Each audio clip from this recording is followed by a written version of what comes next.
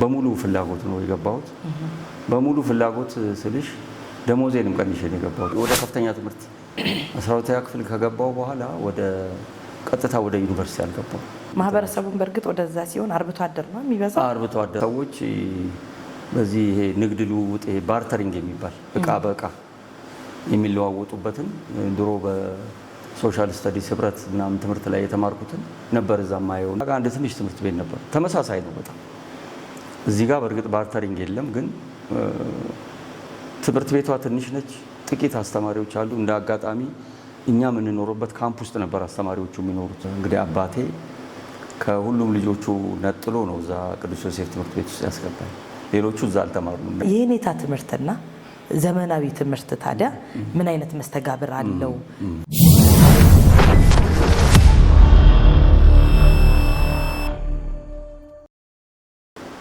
ሰላም ጤና ይስጥልን። የዝክረ የኔታ የዩቲዩብ ፕሮግራም ተከታታዮቻችን በሙሉ እንደምን ሰንብታችኋል?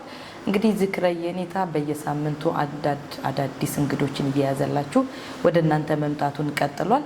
ከርዕሳችን እንደምትመለከቱትና ከስማችንም አንጻር ደግሞ የኔታዎቻችንን ወይንም ደግሞ መምህራኖቻችንን እያወደስን ይዘን እንደመቀጠላችን ዛሬም አንድ እንቁ ባለሙያ ይዘንላችሁ ቀርበናል። ዶክተር ዮሴፍ ውባለም ይባላሉ። በከፍተኛ ትምህርት ተቋማት ላይ የማስተማር ከፍተኛ ልምድ አላቸው። የተለያዩ ኮርሶችን ይሰጣሉ። እናም የእሳቸውን ተሞክሮ ይዘን ዛሬ እንግዲህ በጥቂቱ ከእሳቸው ህይወት ታሪክ እየተከፋፈልን አብረን እንቆያለን ማለት ነው። ይህንን ፕሮግራም ከወደዳችሁት ሰብስክራይብ አድርጉ፣ ላይክ፣ ሼር የምትለዋን ነገሮች ሁሉ እያደረጋችሁ ተደራሽነቱን አስፉት። አብረናችሁ እንቆያለን። ወደ እንግዳችን እሄዳለሁኝ። እንኳን ደህና መጡ ዶክተር። እንኳን ደህና ቆይሽ ያረግ። በጣም ነው የምናመሰግነው ጥሪያችንን አክብረው ስለተገኙልን። ያው መምህራኖችን እንግዲህ ከያሉበት እየሰበሰብን የምንገናኝ ይሆናል ማለት ነው። መምህር ለሀገር ዋልታ ነውና ትውልድን የማፍራት ስራውን እየቀጠለ እንደሚሄደው ሁሉ እናንተም እንግዲህ ባሳለፋችሁት ጊዜ ላይ ሁሉ ጥሩ መልካም ስራዎችን ሰርታችኋል።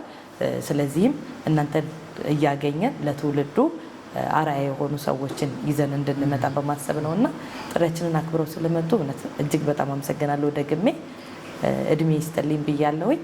ራስዎትን በደንብ እኔ ከገለጽኩት ሰፋ አድርገው ግለጹልኝና ወደ ዝግጅታችን እንግባ ማለት ነው።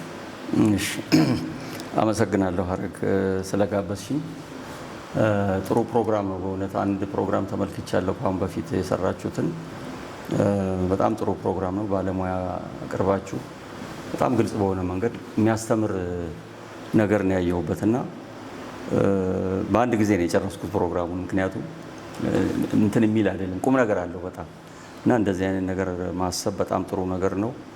እንዲህ አይነት ነገር ነው እንግዲህ ለወደፊቱ ለሀገርም እድገት ትውልድንም ለመቅረጽ በጣም የሚያስፈልግ ብዙ ማናያቸው ነገር ግን በጣም የሚያስፈልጉ በጣም የጎደሉ ነገሮች ናቸውና ይህን ነገር እንደዚህ አዘጋጅታችሁ በዚህ ስራ ላይ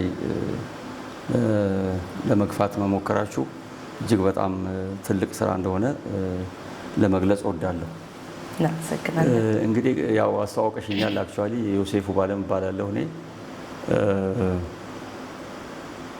በመምህርነት ሙያ ላይ በቀጥታ ሙሉ በሙሉ የሰራሁት 10 ዓመት ነው በከፍተኛ ትምህርት ተቋማት ውስጥ በማስተማር ስራ። በእርግጥ አሁንም አስተምራለሁ።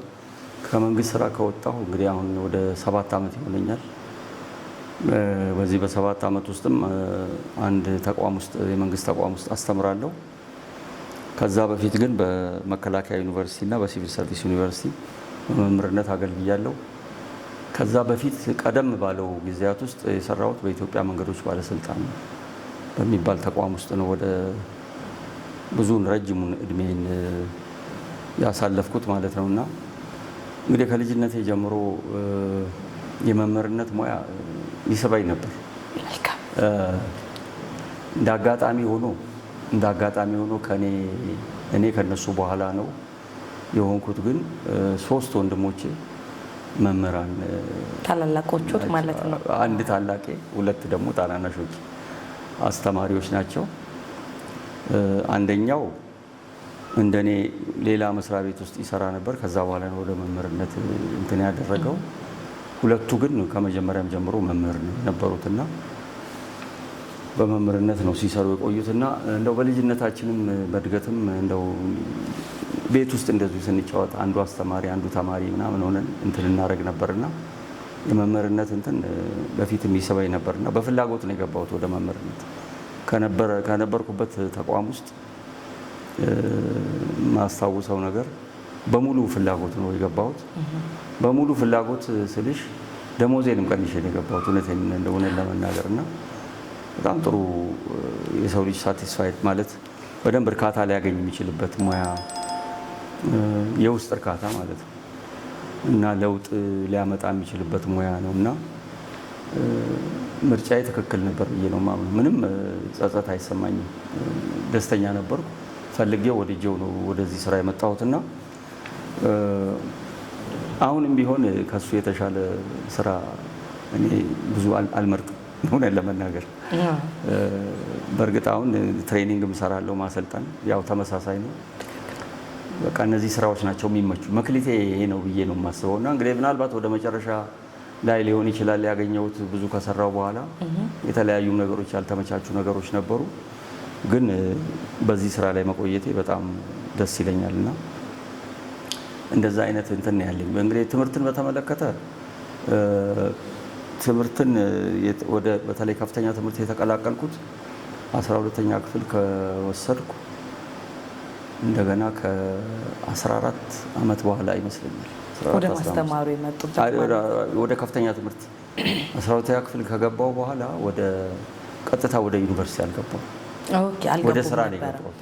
12 ተፈተኑ፣ ወደ ስራ ተቀላቀሉ። ምክንያቱም ያኔ እኛ በምንማርበት ጊዜ በ1970 ዓመተ ምህረት ነውና በጣም የተለየ የፖለቲካ ሁኔታ ያለበት እንትን ነበር እዚህ ሀገር ላይ እና በዛ ፖለቲካ ውስጥ እንግዲህ ሁላችንም ገብተን ለትምህርትም ያለን እንትን ዝንባሌ ለትምህርትም ያለን ትርጉም ምልከታም በጣም የተለየ ነበር።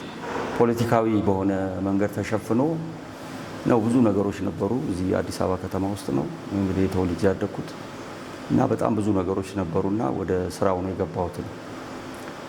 ስራው ላይ ስቆይ ወደ 14 ዓመት ስቆይ በአዲስ አበባ ውስጥ አልነበረም ስራው ዳ ወደ ገጠር ውስጥ ስለነበረ በጣም ገጠር ውስጥ ነው የነበረው። መንገድ ነበር የምንሰራው፣ መንገዶች ባለስልጣን ነበር የምንሰራው እና ከ12ኛ ክፍል ቀጥታ ወደ መንገዶች ባለስልጣን የገቡት የነበረው እና ገጠር አውራ ጎዳና የሚባለው አውራ ጎዳና የሚባለው ማለት እና ገጠር ውስጥ ያው ትምህርት ቤት በዛ ወቅት አልነበረም እና እንግዲህ የዝውውር እድል አግኝቼ እንደገና ተመልሼ ወደ አዲስ አበባ ከገባው በኋላ ነው እንደገና ወደ ትምህርት ቤት የገባው። ስለዚህ በገጠር ውስጥ ምን ያህል ዓመት ቆዩ ማለት ነው? ገጠር ውስጥ 14 ዓመት ቆይቻለሁ። 14 ዓመት። በ14 ዓመት የስራ ልምዶት እንግዲህ አሁን መሰረተ ልማት ነው ሲሰሩ የነበረው፣ መንገድ ነው ሲሰሩ የነበረው። ነገር ግን ያንን እየሰሩ የማህበረሰቡን የኑሮ ሁኔታ ያውቁታል። ያው አብሮ 14 ዓመት ሲኖሩና ገጠር ላይ ታዲያ ትምህርት እንዴት ነበረ? እርሱ አዲስ አበባ ላይ ተምረዋል። ገጠር ላይ ያሉት ተማሪዎችን ደግሞ እያዩ ነው የነበረውና በስራ ህይወቶት መምህርና ተማሪው እንዴት ነበረ ልዩነቱ ከአዲስ አበባ? አዎ፣ ገጠር ውስጥ ጥሩ ጥያቄ ነው። እንግዲህ ገጠር ውስጥ ሲባል ምናልባት እኔ የነበርኩበት ገጠር ደግሞ ከገጠርም በጣም የተለየ ነበር። መጀመሪያ የገባሁት የሄድኩት ወደ አሁን ደቡብ ኦሞ የሚባለው ቦታ፣ በዛ ጊዜ ገለብና አምርባኮ አውራጃ ይባላል እና ያ አካባቢ ከአርባ ምንጭ ከተማ ወደ 200 ኪሎ ሜትር አካባቢ ይርቃል ካምፓችን እና እውነት ለመናገር ምንም ነገር አልነበረም እዛ አካባቢ።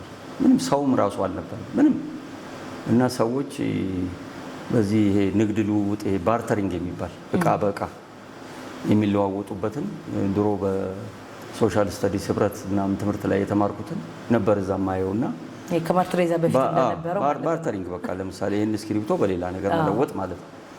እና እንደዛ አይነት ማህበረሰብ ውስጥ ነው የገባሁት። ለእኔ በጣም እንግዳ ነበር ከዚህ ከተማ ሄጄ እንደዛ አይነት ነገር ማየት። ሰውም ብዙ አይደለም፣ በጣም ተሰበጣጥሮ ነው የሚኖረው እና አንድ ኤርቦሬ የሚባል ቦታ ነበረ። እዛ ኤርቦሬ የሚባል ቦታ ላይ አንድ ትንሽ ፖሊስ ጣቢያ አለች፣ ጥቂት ፖሊሶች ያሉበትና አንድ ትንሽ ትምህርት ቤት ነበረች። በጣም ትንሽ ትምህርት ቤት ነበረች። ከዛ እንደገና ተነስተን በቃ መንገዱ እስከሚያልቅ ድረስ ከኦሞ ራቴ ድረስ ትምህርት ቤት የሚባል ነገር አልነበር። ትምህርት ቤት ያለው እንግዲህ ኮንሶ የሚባል ቦታ አለ። ከዛ በኋላ ጊዶሌ፣ አርባ ምንጭ እነዚህ እንግዲህ ትልልቅ ከተሞች ናቸው እዛ አካባቢ ካለውና እኛ ደግሞ ምን ነው የሰራው ወደ ኦሞ ነው የምሰራው። እና ኤርቦሬንም ያገኘናት መንገድ ጀምረን እየሰራን መሀል ላይ ያለች ቦታ ቀበሌ ነች። እንግዲህ ቀበሌም ገበሬ ማህበር እንደዛ ነው የነበረውና መምህራን ነበሩ እዛ በጣም ጥቂት ተማሪዎችና በጣም ጥቂት መምህራን ነው የነበሩት። እዛ እንግዲህ የትምህርት ሁኔታ እንደዛ አይነት ነገር ነበር። ከዛ በኋላ ደግሞ እንደገና በዚህ በነጌሌ ቦረና መስመር እንደገና ሌላ በረሃ ውስጥ ወደ 4-5 ዓመት ሰርቻለሁ። እዛ ደግሞ እኛ የነበርንበት ቦታ ነበረች ዋጭሌ የምትባል ቦታ አለች። እዛ ጋር አንድ ትንሽ ትምህርት ቤት ነበር። ተመሳሳይ ነው በጣም። እዚህ ጋር በእርግጥ ባርተሪንግ የለም፣ ግን ትምህርት ቤቷ ትንሽ ነች፣ ጥቂት አስተማሪዎች አሉ። እንደ አጋጣሚ እኛ የምንኖርበት ካምፕ ውስጥ ነበር አስተማሪዎቹ የሚኖሩት። አስተማሪዎቹ ካምፕ 9 የሚሆኑ ልጆች ያስተምሩ ነበር፣ ይኖሩ ነበር። ምክንያቱም እኛም እነሱ የምንኖረው ወታደር ካምፕ ውስጥ ነበር። የወታደር ካምፕ የነበረ ውስጥ ነው የገባ ነው እና እነሱ ትንሽ 1-2 ክፍል 3 ክፍል ቤት ይዘው ይኖሩ ነበር። እኛ በጣም ብዙ ነን፣ አንድ ግቢ ውስጥ እንኖር ነበር እና አንድ ትምህርት ቤት ነበር እዛ። ከዛ በኋላ በቃ መንገዱ ተጀምሮ እስከሚያልቅበት ድረስ ወደ 100 ምናምን ኪሎ ሜትር ትምህርት ቤት አልነበር። ወደ ቦርደር ነበር እየሰራችሁት? ወደ ቦርደር ወደ ኬንያ ነው የሚቀርበውና እንደዛ አይነት ነገር ነበር የምመለከተውና በምሰራበት አካባቢ ትምህርት ቤቶች በጣም በቃ ይሄ ነበር። ማህበረሰቡን በእርግጥ ወደዛ ሲሆን አርብቶ አደር ነው የሚበዛው። አርብቶ አደር ነው፣ ተንቀሳቃሽ ነው። በእርግጥ የዚህ ዋጭሌ አካባቢ ቦረናዎቹ ብዙ አይንቀሳቀሱም፣ እዛው ነው የሚኖሩት። ግን ትምህርት ቤት አልተስፋፋም፣ እዛ አልተስፋፋም ነበር። እንግዲህ ይሄ ነገር እስከ 82-83 ዓመተ ምህረት ድረስ ያለው 82 ድረስ ነው። ከ71 እስከ 82 ድረስ ያለው እንትን ነው። አሁን የተለየ ስዕል ነው የሚኖረው። በእርግጠኝነት ትምህርት ቤቶች ይኖራሉ፣ ይስፋፋሉ ብዬ አምናለሁ። እንደዛ ብዬ ነው የማስበው። ተመልሼ ወደዛ የሚሄዱን እድል አላጋጠመኝም እና በትልልቅ ከተሞች ውስጥ ብኖር ኖሮ ስለዚህ ጉዳይ እንደዚህ ነው ማለት ይችል ነበር። ግን በቃ በእኔ በቆየሁባቸው ቦታ በጣም ውስን በቃ እንትን ነው ምልከታ ነው ያለኝ በዚህ ጉዳይ። መልካም። እሺ ዶክተር፣ አዲስ አበባ ነው ተወልጄ ያደግኩት ብለዋል። የት አካባቢ ልጅ ነው? አዲስ አበባ እኔ ወደ ጨርቆስ አካባቢ። እዚህ ጨርቆስ። በጣም ይገርማል። ኤሌመንተሪ ነው የተማሩት ማለት ነው? እኔ ትምህርት የተማርኩት ቅዱስ ዮሴፍ ትምህርት ቤት ነው። ሰንት ዮሴፍ እዚህ መስቀል አደባባይ ማለት ነው። እዛ ነው የተማርኩት። እስከ 12 እዛው ጨረስኩ። እዛ ነው የተማርኩት። ከዛ በኋላ ነው ቀጥታ ወደ ስራ የገባሁት። ከዛ ተመልሼ እንደገና እንግዲህ ዝውውር ስገባ ወደዚህ ወደ አዲስ አበባ ስገባ ያው አዲስ አበባ ዩኒቨርሲቲ ገባሁ። ከዛ ማትሪክ እንደገና ወስጄ ማለት ነው። ፕራይቬት ተወሰዱ ማለት ነው? ወስጄ ማትሪክ ወስጄ አዲስ አበባ ዩኒቨርሲቲ የማታ ነው የገባሁት። የማታ ገብቼ ከጨረስኩ በኋላ እንደገና ግራጁዌት ስኩል መስሪያ ቤቱ ስፖንሰር አደረገኝና ማስተርስ ደግሞ እንደገና እሱም በቀን ነው የተማርኩት። የመጀመሪያውን ዲግሪ በ92 ነው የጨረስኩት። ሁለተኛውን በ97 ነው የጨረስኩት፣ 96 እና 97። ከዛ በኋላ ግን ሶስተኛ ዲግሪ ደግሞ እንደገና በዩኒቨርሲቲ ኦፍ ሳውዝ አፍሪካ ደግሞ ተማርኩና ፒኤችዲ ደግሞ ወሰድኩ። በጣም ደስ ይላል። እንግዲህ ተሞክሮ በደንብ አለን ማለት ነው። እየተጨዋወትን እንቀጥላለን። ተመልካቾቻችን እንግዲህ ዝክሬ የኔታን ሰብስክራይብ ማድረጋችሁን አትዘንጉ። ሳምንታዊ ፕሮግራማችን ነው። የኔታዎቻችን ወይም ደግሞ በየፊልዱ ላይ ያሉ መምህራኖቻችንን ወደ እናንተ እያመጣን የልምድ ተሞክሮቸውን ይዘን እንቀርባለን። ዶክተር ጭውውታችንን እንቀጥልና እንግዲህ ሶስተኛ የማደርገው ጥያቄ እድገቶ ላይ ለዛሬ ማንነቱ እንግዲህ አስተዋጽኦ አለ። ስለዚህ በእድገቶ ላይ ሊያመሰግኗቸው ወይም ደግሞ አስተዋጽኦ አድርገውልኛል፣ ለኔ አርአያዎች ሆነዋል ብለው የሚገልጿቸው ከቤተሰብ ጀምሮ ሊሆን ይችላል። እስኪ በጥቂቱ ሰው ቢያውቃቸው ይሄ ነገር ጠቅሞኝ ነበር እነሱ እንዲያደርገውልኝ ብለው የሚሏቸውን አርአያ የሆኑትን ሰዎች ቢገልጹልኝ። ከባድ ጥያቄ ነው በጣም። ብዙ አርአያ ስለሚኖር ብዙ ሰው ነው የሚኖረው። በጣም ብዙ አክተሮች አሉ እዚህ ውስጥና ግን እንግዲህ ያው መመጠን እንትን ማድረግ ያስፈልጋልና እንግዲህ እኔ በመጀመሪያ ደረጃ አሁን ላለሁበት ደረጃ እዚህ ደርሻ እንትን ትልቅ አስተዋጽኦ አድርገዋል የምለው ወላጆቼ ናቸው፣ አባትና እናቴ ናቸው። እና እንግዲህ አባቴ ከሁሉም ልጆቹ ነጥሎ ነው እዛ ቅዱስ ዮሴፍ ትምህርት ቤት ውስጥ ያስገባኝ። ሌሎቹ እዛ አልተማሩም። እንደ አጋጣሚ ወንድሞቼ አንድ እህት አለች፣ መንግስት ትምህርት ቤት ውስጥ ነው የተማሩት። እሱ እኔን መርጦ ነው እዛ ውስጥ ያስገባኝ። ስንማርም መጀመሪያም ቤትም ፊደል ስንቆጥር በየኔታ ነው የተማርነው በእኛ ጊዜና አንድ ነፍሱን ይማረውና አንድ መምህር አምጥቶ ቤት ውስጥ አምጥቶልን እኛ 3 ነን በተከታታይ ከወንድሞቼ ጋር ስንማር እንደውም የሰፈር ጓደኞቻችን ሁሉ መጥተው እኛ ቤት ነበር የሚማሩት እና የትምህርትን ጥቅም ያውቃል። እሱ የተማረ ነው።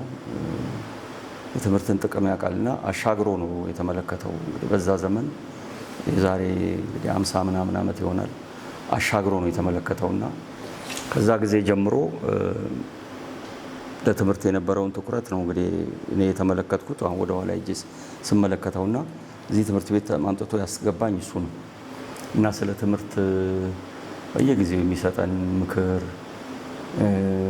እንድንበረታ የሚያደርግልን ነገር፣ ለምሳሌ ጋዜጣ በየቀኑ ጋዜጣ እንድናነብ ያስገድደን ነበር፣ ያደርገን ነበር። ማስገደድ ሳይሆን ርዕሰ አንቀጽ እናነባለን እና ስናነብ ጮክ ብለን ነው የምናነበው። የሚጠብቀውን የሚላላውን የቃላቱን ትርጉም ከግዕዝም እየቀላቀለ ግዕዝም ያውቃልና እየቀላቀለ እንግሊዝኛም አማርኛም ግዕዝም እንትን አድርገን እንድናነብ እና የማንበብ ሱስ የማንበብ ልማድ እንዲኖረን ለትምህርት ከፍተኛ ዋጋ እንድንሰጥ በጣም ከፍተኛ ጥረት ያደርግ ነበር እና እኔ እንግዲህ ስለ አባቴ ስናገር እናቴም አጠገቡ እንዳለች አርጌ ነው የምናገረውና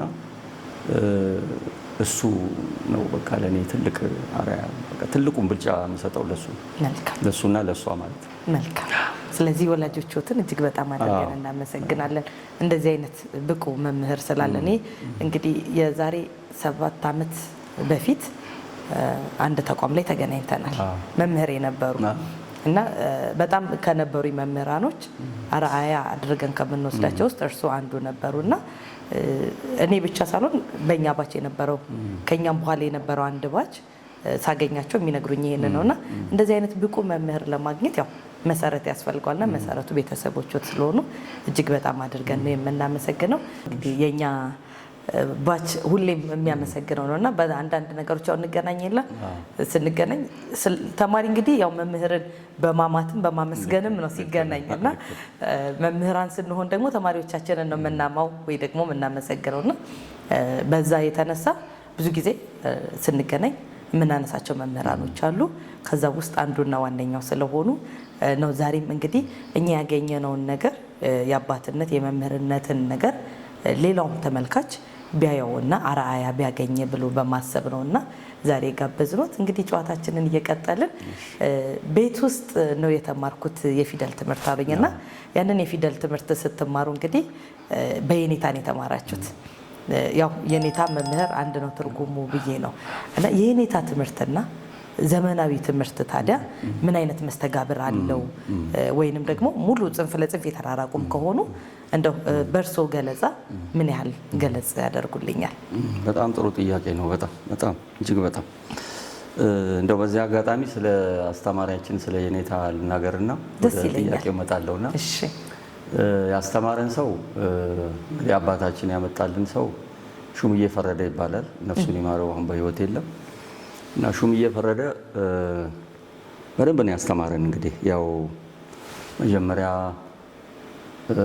ፊደል ነው አሁ፣ ከዛ ቀጥሎ አቡጊዳ ነው፣ ከዛ ቀጥሎ መልእክተ ነው፣ ከዛ ቀጥሎ ወንጌል ነው፣ ከዛ ቀጥሎ ዳዊት ነው። ይደጋገማል ዳዊት እና በደንብ አድርጎ ነው ያስተማረን። በጣም ጎበዝ ነው። ወጣት ነበረ በዛ ጊዜ እና ልክ እኔ እንደጨረስኩ ያንን ዳዊት ደግሜ ያው እንግዲህ ካሪኩለሙ እንዳጠናቀቅኩ ማለት ነው እሱ በሚሰራበት መስሪያ ቤት ውስጥ እንትን አድርጎ ሹምዬን አስገባው ስራ ከአባቶት ጋር ማለት ነው። ስራ አስገባውና ሹምዬ አንደኛ ክፍል የማታ ካቴድራል ትምህርት ቤት መማር ጀመረ። እኔ አንደኛ ክፍል ስገባ እሱም አንደኛ ክፍል ገባና 12ኛ ክፍል እኩል ነው የጨረስነው እኔና ሹምዬ። ዘመናዊ ትምህርት እና ዘመድ ሆነን ቀረን። እንግዲህ ትምህርቱ ምን ይመስላል? የፊደል ትምህርት የኔታ ትምህርትና ዘመናዊ ትምህርት ያልሽው ጥያቄ በጣም ጥሩ ጥያቄ ነው። እንግዲህ ምንድነው አንድ ነገር እኛ አሁን ያልተገነዘብነውና ከጊዜ በኋላ እየተገነዘብን እያወቅን የመጣነው ነገር እነዚህ የፈረንጅ ትምህርት የምንላቸው እና ተምረን ስራ ያዝንባቸው የምናገለግልባቸው ነገሮች ከኛ ትምህርት በብዛት የተወሰዱ ነገሮች እንዳሉበት አሁን እየገባን መጣ። ከሀገር በቀሉ ትምህርት ማለት ነው። ከሀገር በቀሉ ትምህርት ከኛ እውቀት እኛ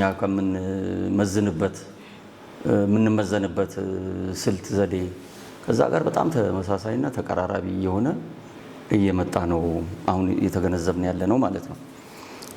ችግሩ ምንድነው? እኛ የራሳችንን ዋጋ ስላልሰጠን የኛ ትምህርት እንደ ለፊደል መግቢያ እንደሚያገለግል ብቻ አድርገን እዛ ጋር እናቆምና ወደ ዘመናዊ ትምህርት እንሄዳለን። ዘመናዊ ትምህርት ከሄድን በኋላ የኛን አገር በቀል እውቀት እንረሳዋለን። ያው የሚጠቅም አይደለም፣ ኋላ ቀር ነው፣ እንደዚህ ነው፣ ድህነት ያመጣብን ወዘተ ወዘተ እየተባለ በቃ በጣም በተሳሳተ ጎዳና ጭልጥ ብለን እንጠፋለን። አሁን በቅርብ ጊዜ እኔ አንድ ጥናት በቅርብ ጊዜ ያየሁት ነገር ከ5 ከ6 ዓመት በፊት ፊንላንድ የምትባል ሀገር አለች እና ፊንላንድ በትምህርት አንደኛ ነች፣ በጣም ጥሩ ትምህርት ትሰጣለች ምናምን ትባላለች እና በጣም ትደነቃለች። በጣም ነው ስለሷ የሚወራው፣ ልዩ ፍላጎት ስላላቸው እሷ በጣም አንደኛ ነች ይባላል። መደበኛውን ትምህርት እንደዚሁ በጣም አንደኛ ነች ይባላል። እና ምንድን ነው ተብሎ አንዱ የቀረበው ግኝት ምንድን ነው መሰለሽ? ተማሪዎች አሁን እዚህ ውስጥ ያለን 15 ተማሪ እዚህ ክፍል ውስጥ ቢኖር አሁን የተለመደው ነገር 15 ተማሪ በአንድ ጊዜ ይፈተናል።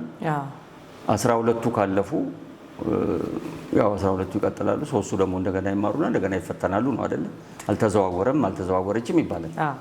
ፊንላንዶች እንደዛ ሳይሆን የሚያደርጉት እያንዳንዱን ተማሪ ይፈትኑና ከዛ በኋላ ካልቻለ ያንን ትምህርት እንደገና እዛው ሲስተም ውስጥ እዛው ክፍል ውስጥ እያለ እንደገና ደግሞ እሱን ይማርና ተፈትኖ ከሌሎቹ ጋር ደግሞ ኮፓፕ አድርጎ ይሄዳል። እና ኢንዲቪጁዋል የሆነ አሰስመንት ነው፣ በተናጠል ነው እያንዳንዱን ፈተና እያንዳንዱ ተማሪ እንትን የሚሉት የሚፈትኑት የሚመዝኑት። እና ይህ በጣም ድንቅ የሆነ የትምህርት አሰጣጥ ነው፣ የመመዘኛ ስልት ነው ተብሎ በዓለም ላይ ተደንቃ ፊንላንድ በዚህ ስትወደስ ነው ያየሁት ወረቀቱን። እና ይሄ ነገር በቀጥታ የኛ የኔታዎች ዶሮ ሲያስተምሩን እንግዲህ ሁሉም አንድ ላይ ይገባል። መጀመሪያ ያው ሀሁ ማያቅ ነው የሚገባው ይገባል። ከዛ በሳምንት ፈተና አለ። አርብ ነው የማስታውሳለሁ። አርብ ነው። አርብ ፈተና አለ። አርብ ዕለት ሁሉንም ተማሪዎች የኔታው ፈትነው ነው ወደ ቤት የሚልኳቸው። የሚያልፍ አለ፣ የሚወድቅ አለ። ያለፈው ይቀጥላል፣ ያላለፈው ያንን እንደገና ያጠናል። ስለዚህ ዳዊት የምንደግምበት ጊዜ እና ወይም ከዛ ሲስተም ውስጥ ግራጁዌት የምናደርግበት ጊዜ በዚህ እንግዲህ በዘመናዊ አጠራር የተለያየ ነው የሚሆነው። ምክንያቱም የአረዳድና የምናገኘው ውጤት ልዩነት ነው የሚወስነው ያንን ዳዊት ጋር መድረስና ዳዊትን ደግሞ ወደ ዘመናዊ ትምህርት ለመሻገር የመጨረሻው ማረጋገጫ ለመውሰድ ማለት ነው። ያ ማለት ተፈጥሯዊ ስኪላችን ላይ ዲፔንድ ሆኖ ነው የሚሄደው እና እያንዳንዱ ተማሪ የሚመዘን ከሆነ እና እያንዳንዱ ተማሪ ያንን አጥርቶ እንዲሄድ የሚደረግ ከሆነ በየኔታ ትምህርት አሰጣጥ ውስጥ ፊንላንዶች የተለየ ነገር አለ የተጠቀሙት። ማን ያውቃል? ምናልባት ከኛስ ወስደው እንደሆነ ይሄን ነገር ወይም እኛ የታየን የመመዘኛ ስልት ይሄ ትክክለኛ ነው የሚለው ነገር እነሱም ጋር እንደዚሁ አይነት ስሜት ተሰምቷቸው ይሄን ነገር አዳብረው ከዛ በኋላ ይሄንን ነገር በዚህ ነው የምንሰራው ብለው ስላስተዋወቁ እና ዓለም ስለተቀበላቸው ነው እንጂ እኛ ጋር የነበረ የዛሬ ስንት መቶ ዓመት የነበረ ጥበብ ነው ማለት ነው። ስለዚህ የኔታ ትምህርት በጣም ጠቃሚ በጥራት ላይ ነው ማለት ነው። ያ ነገር የሚያተኩረው ጥራት ላይ ነው። እያንዳንዱ ተማሪ ሁሉንም ፊደል ጠንቅቆ ማወቅ አለበት። ሁሉንም እዛ ላይ የተመለከተውን ነገር በሙሉ በትክክል ማንበብ አለበት። ከነ ዜማው፣ ከነ ቅላጼው፣ ከነ አገባቡ ካላነበበ ያርማሉ። ጆሯቸው በጣም ሻርፕ ነው የኔታዎች። እንደገና ድገሚ እንደዚህ ነው ብለው ተቆጥተውም እንትን ብለውም ከዛ በኋላ ያ ልጅ በትክክል ያንን ነገር በትክክል ማለፉ ከተረጋገጠ በኋላ ነው አፕሮቫል ሰጥተውት የሚያልፈው ማለት ነው። ይሄ ነው የፊንላንዶች ሲስተም እና የኛ የኔታ እንትን በጣም ጠቃሚ ነው። አሁን የምመለከተው ነገር እንግዲህ የአማርኛን ነው የምናገረው። የአማርኛ ትምህርት እስከ 12ኛ ክፍል ይማሩ ነበር። አሁን ወደ 10 ዝቅ ብሏል መሰለኝ። ግን አንድ ሰው እንግዲህ 10 ዓመትም ይማር 12ም ዓመት ይማር ከተማረ በኋላ አማርኛ ቢያንስ እንደው ስነ ጽሁፍ ላይ ነው በደንብ አድርጎ ተውኔት ባይጽፍ ወይ ደግሞ ልብ ወለድ ባይጽፍ ድርሰትም ባይጽፍ ጻፍ የተባለውን ነገር ሲጽፍ እንደው ትንሽ የአጻጻፍ ስልት እንኳን ቢጎለው ማንበብ ግን መቻል አለበት። በደንብ አጥርቶ ማንበብ አለበት እና ዩኒቨርሲቲ ሁሉ ግራጁዌት ያደረጉ ልጆች የአፍ መፍቻ ቋንቋቸው አማርኛ የሆነ ልጆች አማርኛን አንዳንድ ጊዜ በጥራት ሳያነቡት እመለከታለሁ። ወይ ያጠቁታል፣ ወይ ያላሉታል፣ ወይ ይገድፉታል፣ ወይ አጣመው ያነቡታል። እና ይሄ ነገር ምናልባት የኔታ ትምህርት ስላልተማሩ ይሆን እነዚህ ልጆች ብዬ አስባለሁ። አንዳንድ ጊዜ እንግዲህ ጥናት ያስፈልገው ይሆናል ይሄን ለማረጋገጥ። ግን ዞሮ ዞሮ ትልቅ መሰረት ነው እዛ ጋር የሚጣለው እና የምዘናውም ስልት አሁን ቅድም እንዳልኩሽ በጣም ጥበብ የተሞላበት ነው። እያንዳንዱን ተማሪ በገፍ እና በጅምላ አይደለም ተማሪዎች የሚመዘኑት እና በትክክል ተመዝኖ ደግሞ እያንዳንዱ ምን እንደሚጎለው የኔታው በትክክል ያውቃሉ። እያንዳንዱ በትክክል ነው የሚያውቁት። ባህሪውንም ያውቃሉ፣ የሚጎለውንም ነገር ያውቃሉ። እና አንድ መምህር ክፍል ውስጥ ገብቶ አሁን በትምህርት እንትን ውስጥ በፔዳጎጂ ውስጥ ኤጁኬሽናል ሳይኮሎጂ የሚባላል፣ ዴቨሎፕመንታል ሳይኮሎጂ የሚባላል። እነዚህ ነገሮች ሁሉ የኔታው በትክክል ያውቁታል። አብዛኛውን ነገር ያውቁታል፣ በልምድ በተግባር በግንዛቤ እና የኔታው የማስተማር ጥበብ አሁን ካለው ዘመናዊ ጥበብ ጋር በጣም ተመሳሳይ ተቀራራቢነት ያለው እንደ ምናልባት ቅድም እንዳልኩት ከኛም የተወሰደ ነገር ሊሆን ይችላል፣ አናቅም። እሱን ዞሮ ዞሮ ምንም እንከን የማይወጣለት የማስተማር ዘዴ እንደነበረ የማስተማር ጥበብ እንደነበረ። ምክንያቱም አንድ አስተማሪ ተማሪዎችን ልዩነት ማወቅ አለበት። የትኛው ከፍተኛ ቶሎ የሚቀበል መካከለኛ ደረጃ ላይ ያለ ሙቀስ ብለው ደግሞ የሚማሩ ደግሞ ዝግ ብለው ነገሮች ልዩ ትኩረት የሚፈልጉ ተማሪዎች ይኖራሉ እና ያንን ሁሉ የኔታዎች ያውቁ። አንዳንዱ ነገር እንግዲህ በልጅነት አይገባንም። አሁን ከቆየም በኋላ ወደ ኋላ ሄደን ነገሮቹን ስናጣምራቸው ስናገናኛቸው ነው በትክክል የሚገባን እና ያንን ነገር ነው የምመለከተውና እኔ አንድ የኔታ ነው እንግዲህ ያስተማረኝ፣ ግን ሌሎችም የኔታዎች አንድ አይነት ነው እንትናቸውና እንደዚህ አይነት ነገር እንዳለ አውቃለሁ። እና እንግዲህ እኛ አንዱ ችግራችን ምንድነው ያው የነበረንን እንትን ችሎታ፣ እውቀት፣ እምቅ የሆነ ብዙ ነገር የመስራት ብቃት አላወቅነውም እና ስላላወቅነው ለማስተዋወቅም አልፈለግም። ግን አሁን ሌሎች እናውቃለን ብለው የሚሉትን እና የሚያቀርቡትን ነገር ከኛ ጋር ስናወዳደረው የኛ የበለጠ ብልጫ እንዳለው ደግሞ መረዳት መቻል ጀምረናል ብዬ አስባለሁ። እና ብዙ ነገሮች አሉ በዚህ ዙሪያ ወደፊት እያሰብን ብዙ ነገሮችን የራሳችንን እያሳደግን ስንሄድ ምናልባት አሁን የደረሱበት ሰለጠኑ ብለን የምንላቸው አካላት፣ ወገኖች፣ አገሮች ካላቸው ደረጃ ሁሉ የበለጠ ልቀን የምንገኝበት እድል እንዳለ ይታየኛል።